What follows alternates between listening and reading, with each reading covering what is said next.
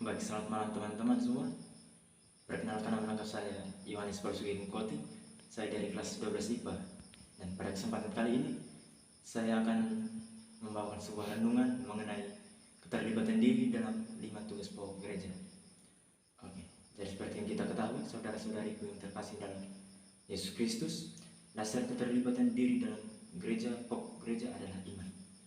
Iman adalah yang utama dalam pokok gereja. Pertumbuhan iman umat Katolik pada zaman Yesus bertumbuh dengan pesat.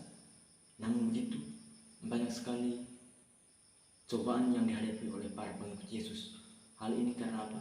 Hal ini dikarenakan para pengikut Yesus waktu itu sangat tidak terlalu meyakini dan tidak secara teguh mengimani akan Yesus Kristus, sehingga mereka mudah terjebak dalam godaan-godaan yang terselubungi dalam godaan maut, dalam godaan duniawi. Sehingga tantangan menjadi godaan yang terselubung, sehingga banyak orang yang menjadi tergiur dalamnya dan menjadi terjebak. Saudara-saudariku yang terkasih, menanggapi tantangan tersebut, tahu kalian apa yang dilakukan para murid Yesus pada waktu itu? Para rasul waktu itu, hal utama yang diperlukan adalah kepercayaan, iman, dan semangat dan serta keberanian.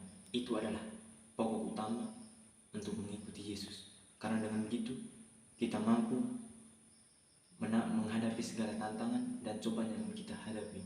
Dan itu yang dilakukan para rasul Yesus ketika mengikuti Yesus. Peristiwa pertumbuhan gereja perdana yang menjadi ujung tombaknya adalah ketika Pentakosta atau turunnya Roh Kudus atas diri para rasul.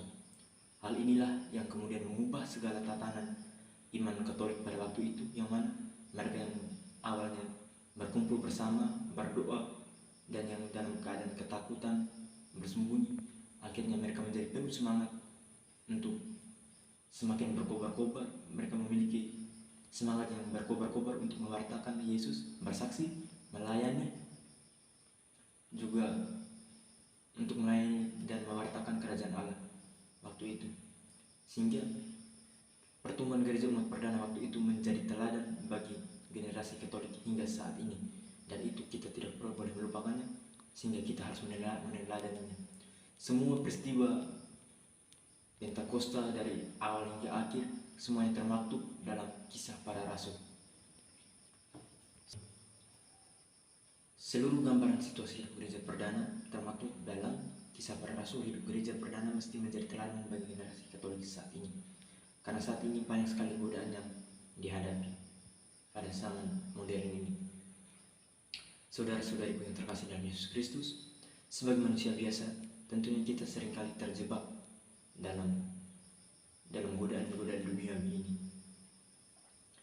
Godaan inilah yang membuat kita semakin jauh dari Yesus Kristus. Namun begitu kita mesti bangkit dan menanggalkan ego duniawi kita, sehingga kita mendekatkan diri kepada Yesus Kristus.